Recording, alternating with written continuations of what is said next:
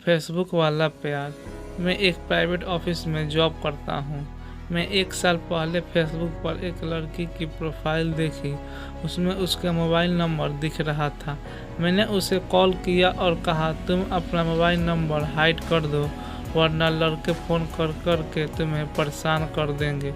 वह फेसबुक पर नई थी। मेरी बात सुनकर डर गई और अपने फ्रेंड से कहकर नंबर हाइड करवा दिया।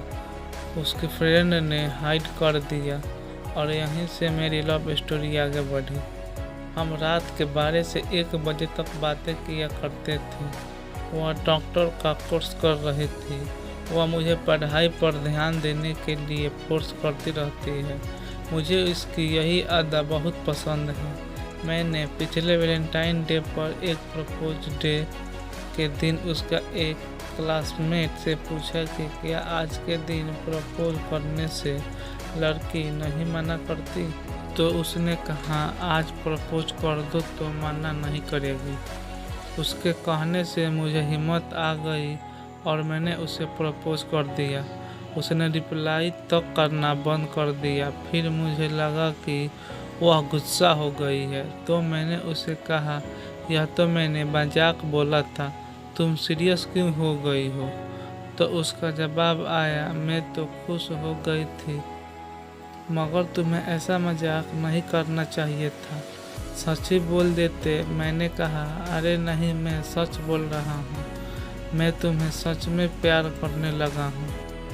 वह हंसने लगी। मेरी बात तो मजाक में ही ले ली। हम दोनों में फिर से बहुत बातें होने लगी।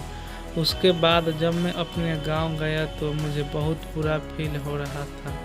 मैंने गांव जाके उससे कहा, मुझे बहुत बुरा लग रहा है, यहाँ मुझे रोना आ रहा है। इस रोने ने ही शायद मेरी किस्मत खोल दी। तभी से वह मुझसे भी प्यार करने लगी। उसने मुझे फोर्स किया कि तुम जल्दी आ जाओ दिल्ली। उसके कहने से मैं तुरंत आ गया। हम 9 महीने बाद एक दिन मिले तो मुझे बहुत शर्म आ रही थी उसके सामने। वह बोलती जा रही थी और मुझे अच्छी तरह समझ रही थी और मैं उसे बस देख ही रहा था। अब हम बहुत बार मिल चुके हैं, अब मुझे शर्म नहीं आती। हम बहुत प्यार करते हैं।